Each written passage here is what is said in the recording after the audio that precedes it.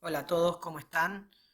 Bueno, hoy vamos a estar hablando un poco de cómo conversar con la inteligencia artificial, ¿sí? Estrategias para tener una buena conversación y tratar de minimizar las limitaciones y tener en cuenta los riesgos en salud. ¿Qué es realmente entonces un gran modelo de lenguaje? Esto lo vimos en otra charla que los invito a chequear en el canal. Ideas principales. Un LLM es una máquina que responde como si pensara, ¿sí? Vimos que lo que hace es predecir tokens, predecir texto, y que responde como si pensara, aunque en el fondo no lo hace. Entonces esto le da una capacidad muy interesante que es verosímil, pero no necesariamente es exacta. O sea, suena como que está diciendo algo que es cierto, aunque en algunos casos puede no serlo, ¿sí? Puede no ser verdad, pero sonar a que es verdad. Y esto es clave para darle ciertas capacidades y ciertas ventajas, sobre todo en relación con el procesamiento del lenguaje, pero también tiene ciertas limitaciones que vamos a ver más adelante. Entonces acá tenemos un ejemplo de cómo funciona un gran modelo de lenguaje. Yo le puedo pedir en el ámbito médico rápidamente que me haga una lista de alimentos permitidos y no permitidos para un paciente celíaco. Y me hace una lista de alimentos sin gluten y de alimentos con gluten. Entonces yo a partir de esto lo que puedo hacer es decirle, bueno, toma la lista de alimentos sin gluten y quiero que me armes un menú para los 5 días de la semana. ¿Sí? Quiero que ese menú incluya X cantidad de comidas, X cantidad de colaciones, que esté dividido por días, que por ejemplo tenga en cuenta que al paciente no le gustan ciertos alimentos y que por el otro lado hay ciertos alimentos que no tolera, y además le quiero pedir en un formato especial, quiero que me lo hagan una tabla donde cada columna sea un día de la semana y cada fila sea una de las comidas. Así que acá vemos, por ejemplo, un prompt resumido de lo que podemos hacer rápidamente. Y tenemos el resultado, donde me armo una tabla que tiene desayuno, almuerzo, merienda y cena, y algunas consideraciones. Por ejemplo, digamos que yo quiero que esto me lo traduzca al catalán y que además le agregue algunas imágenes para que sea un poco más agradable a la vista y que yo pueda imprimirlo y entregárselo al paciente en la consulta. Esto es un ejemplo muy básico de algo que podríamos hacer y que podríamos tomarnos nuestro tiempo para hacerlo mucho más desarrollado, más complejo y, digamos, profundo y útil. Entonces, ¿cómo conversar con un gran modelo de lenguaje? Tendríamos que tener la idea de que para ser un buen conversador, para poder tener buenas conversaciones hay que ser un buen conversador. Esto es lo mismo. Si nosotros hacemos una pregunta mala, ¿sí? Un prompt malo, por ejemplo, ¿cuándo un paciente debe suspender un anticoagulante para una colonoscopia? Vamos a tener una respuesta mala, ¿sí? ¿Cómo es esta? 24 horas antes, me da algo muy genérico. Pero si yo quiero específicamente para mi paciente, yo puedo plantear bien el contexto. Quiero que actúes como un experto en medicina perioperatoria de hemostasia. Tengo un paciente de 82 años que tiene una fibrilación auricular, que para eso toma rivaroxaban y que tiene una alteración del clearance de creatinina. ¿Sí? Se va a hacer una colonoscopía con una probable polipexomía compleja y lo que quiero es que me des un esquema de suspensión y reinicio del anticoagulante. Y además lo que quiero es que me lo ajuste por la edad y por la función renal y que me des citas bibliográficas de dónde sacaste las respuestas. Como ven, aquí tenemos una respuesta mucho más adecuada y concreta que me puede dar el LLM al respecto de este caso. Entonces, conversar con un LLM principal, lo más importante a tener en cuenta es el prompt, es lo que coloquialmente llamamos pregunta, que en realidad en el fondo es una configuración de parámetros para el modelo. Es decir, nosotros le estamos diciendo, estableciendo cuáles son los parámetros que tiene que usar para responder. ¿Sí? Hay una estructura que es bastante útil para acordarnos, que es el las 4 W más H. Who, where, why, what y how, que ahora vamos a desglosar. Who, ¿quién? Definir con qué ojos queremos que lea el problema. ¿Sí? Imaginemos que voy a usar la IA para que me ayude a armar esta charla. ¿Sí? No es lo mismo que yo dé la charla y que lo que quiera es alguien que sea experto en comunicación médica y divulgación científica, a que sea alguien que sea experto en programación y en informática médica. La lente con la cual va a leer el problema es diferente. ¿Sí? El where, el contexto, lo mismo. No es lo mismo dar una charla de 20 minutos para médicos que tienen conocimientos muy generales de inteligencia artificial y definir el alcance, que es lo que yo quiero dentro de esa charla, ¿sí? Que sea algo práctico, que no incluya programación ni cosas técnicas complejas, ni tampoco que ahondemos demasiado en ética o aspectos legales, que sería muy diferente a si la charla la tengo que dar en un ámbito donde son todos programadores y donde nos vamos a centrar en los aspectos técnicos de un gran modelo de lenguaje. El why, el objetivo, qué es lo que busco lograr con la respuesta. ¿Sí? En este caso mi objetivo es que la charla sirva para dar herramientas y tips a los médicos para maximizar la utilidad de la IA en la práctica clínica y minimizar los riesgos y los errores. Y el qué, el what, que sería el entregable, qué es lo que yo quiero que me devuelva la IA. En este caso lo que quiero es que me devuelva una serie de indicaciones o de texto donde hable las filminas, donde me describa las filminas que vamos a crear. Entonces quiero que cada filmina tenga un título, cada diapositiva tenga un título, que como máximo se aborden 2 o 3 conceptos en cada diapositiva y que si hay citas bibliográficas me las incluya. Y el how sería el cómo, todo lo que tiene que ver con cómo quiero que lleve a cabo ese proceso de responder. Entonces, definiendo el tono, la metodología, las herramientas. Entonces, quiero que el tono sea profesional, quiero que sea pedagógico, que use analogías clínicas para explicar las cosas, que se base en argumentos de práctica clínica, ¿sí? Que no me cite papers aislados o que no pueda verificarlos. Potenciando esa conversación que decimos, que es lo que se llama prompt engineering, cómo redactar mejores prompts. Primero, para ser completos, acordarnos de la estructura de las 4 Ws y la H. Por el otro lado, una de las estrategias más útiles es pedirle que nos haga preguntas antes de responder. ¿Sí? Esto lo que permite es que el prompt sea más completo, es que si le falta información para poder responder mejor, nos la pida. ¿Sí? Fomentar el pensamiento crítico. Una vez que tenemos una respuesta, pedirle que itere, que vuelva sobre esa respuesta, la revise y se fije qué cambios puede hacer para que la respuesta sea más completa o sea mejor, o responda mejor al problema que nosotros tenemos. Solicitar prompts para mejorar otros prompts. Entonces yo puedo escribir un prompt y decirle que revise ese prompt y lo mejore, ¿sí? O por ejemplo, si quiero crear una imagen, le puedo pedir que me escriba un prompt para redactar esa imagen. Entonces, en lugar de yo ser el que redacta el prompt, yo puedo pedirle que me lo redacte y después optimizar ese prompt antes de pedirle que haga la imagen. Usar prompts anidados, ¿sí? Hacer una secuencia de eventos o de indicaciones que sean procesadas por el LLM. Entonces, primero hace una lista de alimentos, esa lista conviértela en una tabla, esa tabla tiene que tener tantas comidas, tantas colaciones y las columnas serán estas. Entonces el resultado final va surgiendo a partir de los pasos que va siguiendo el LLM. Usar ejemplos, ¿sí? Dar ejemplos de cómo me gustaría que responda, qué es lo que estoy buscando que responda. Eso se llama one-shot prompting si le damos un ejemplo, o few shots si le damos más de uno, ¿sí?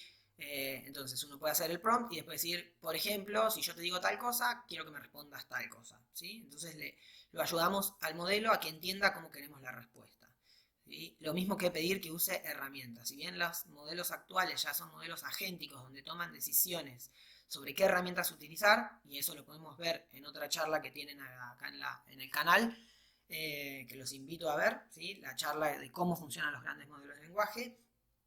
En este caso, más allá de que la herramienta pueda ser elegida por el modelo de lenguaje por su propia cuenta, nosotros podemos ser específicos. Quiero que antes de responder hagas una búsqueda en la web, o hagas una búsqueda en PubMed, o que uses una calculadora para hacer el cálculo. Entonces yo sé con qué herramienta está trabajando el LLM y lo estoy fomentando a que use una mejor herramienta.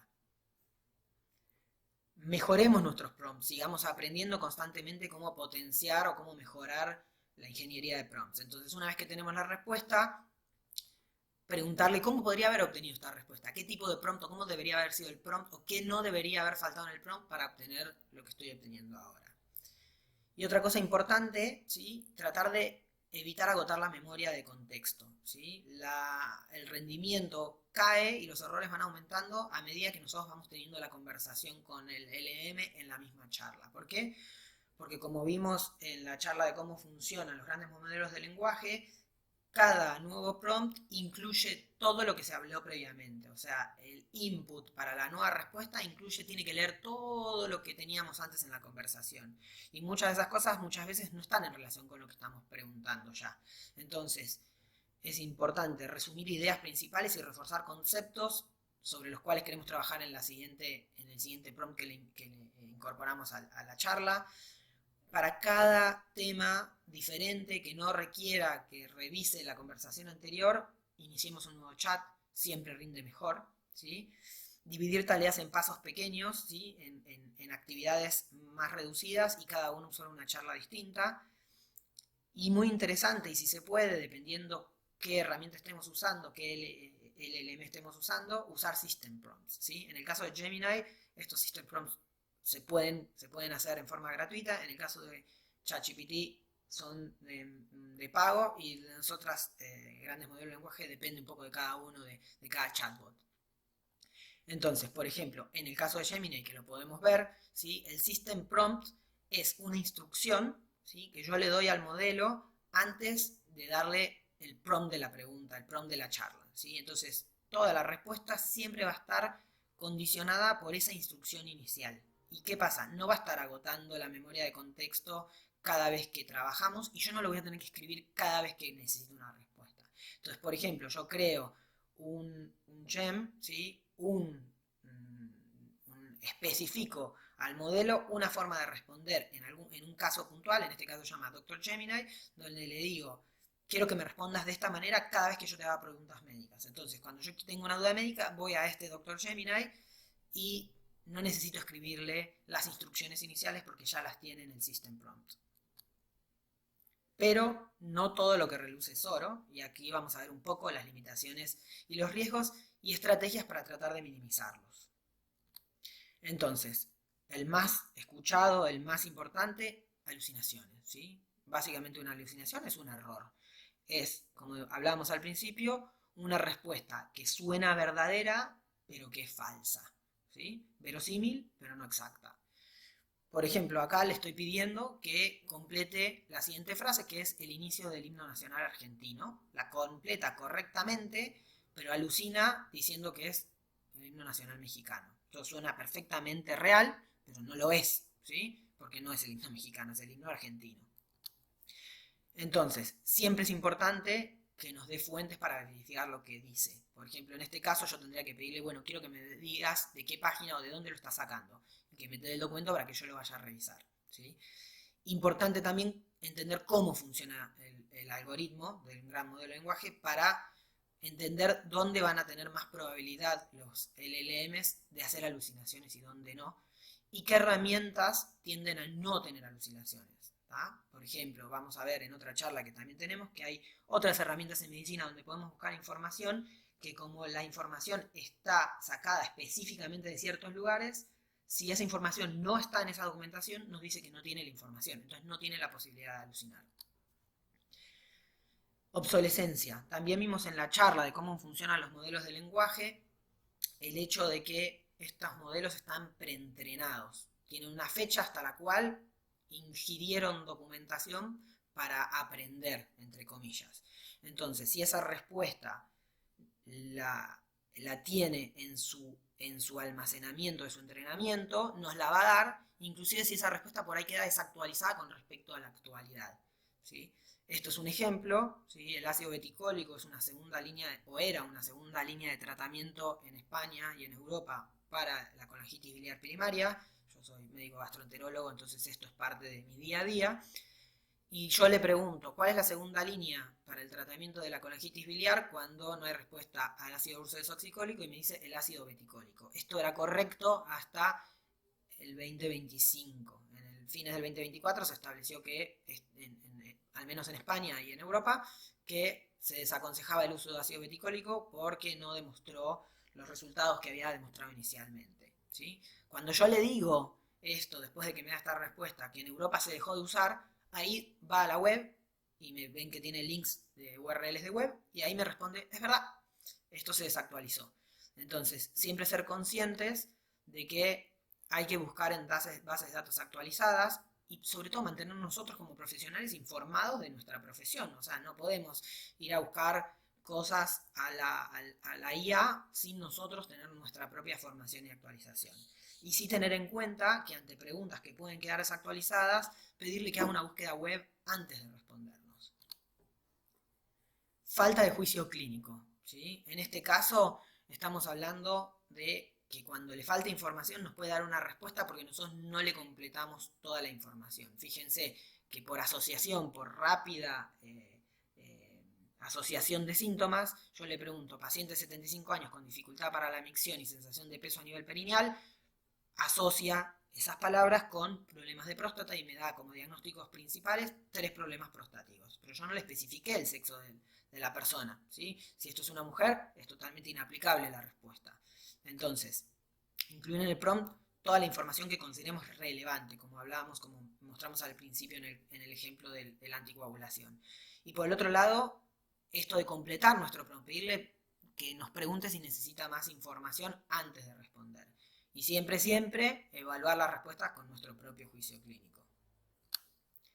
Sesgos. Un sesgo sabemos que es una desviación sistemática, ¿sí? de un dato, de una respuesta.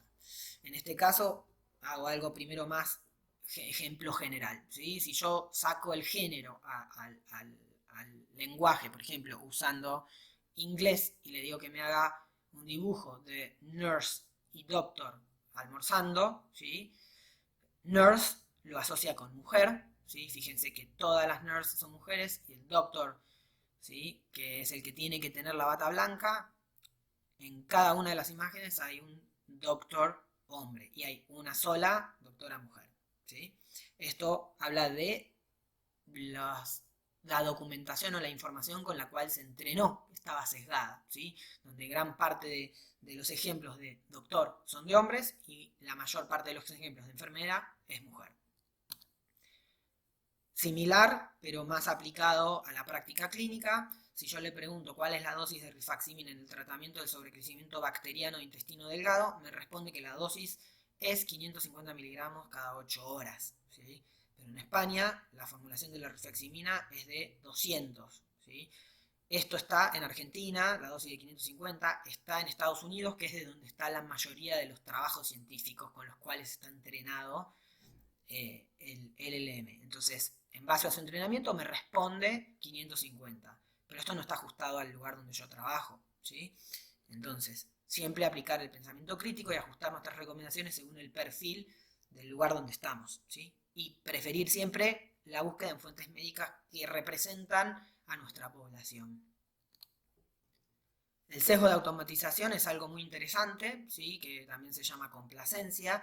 En este gráfico, en un trabajo publicado en 2024, lo que muestra es la relación que hay, que es claramente una relación lineal, la pueden ver en el gráfico, la correlación es muy buena, entre el beneficio percibido por el personal de salud y la probabilidad de equivocarse cuando la IA se equivoca. Entonces, cuanto más nosotros confiamos y creemos que los grandes modelos de lenguaje, que la IA funciona bien y responde bien, más probabilidad tenemos de equivocarnos cuando la IA se equivoca, ¿sí? Entonces, es súper importante mantener siempre una actitud de confiar, de creer que la IA realmente funciona y es buena, pero verificar lo que nos responde, ¿sí? Entonces, ser nosotros críticos y hacer cálculos manuales, corroborar que lo que nos está diciendo es correcto y verificar en la bibliografía.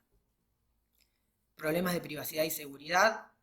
Aquí en España estamos muy al tanto de lo que pasó en el hackeo del Hospital Clínic de Barcelona, donde se pidió un rescate de más de 4 millones de euros, ¿sí? Para liberar los datos. Y en otros países como Estados Unidos tenemos el gran hackeo que tuvo United Health. Esto es un gran problema a nivel mundial, ¿sí? Donde más de un tercio de los casos es un error humano, ¿sí? Y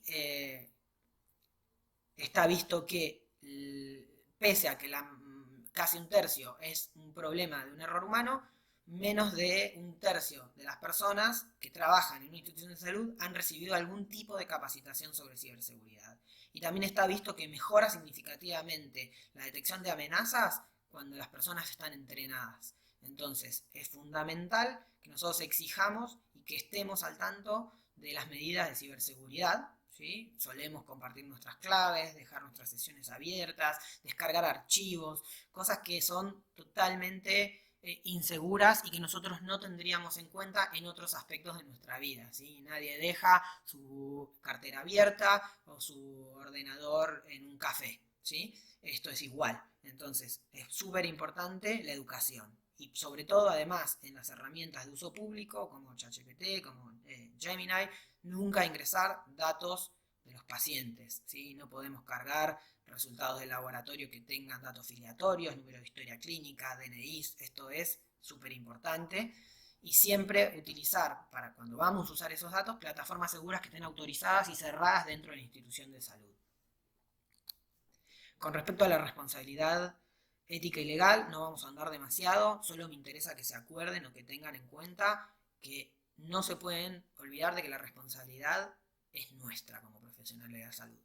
La IA es solamente una herramienta de consulta que nos ayuda a nosotros de la misma manera que un estetoscopio o que un ecógrafo, pero la decisión la toma el médico. Entonces nosotros somos ética, moral y legalmente responsables de las decisiones que tomamos.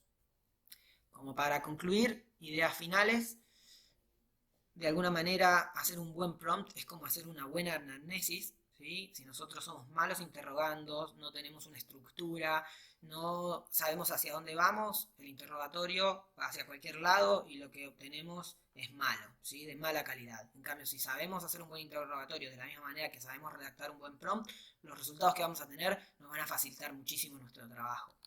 Y por otro lado, recordar siempre que nosotros somos el piloto de la nave, nosotros somos los que tomamos las decisiones y los que tenemos el juicio clínico.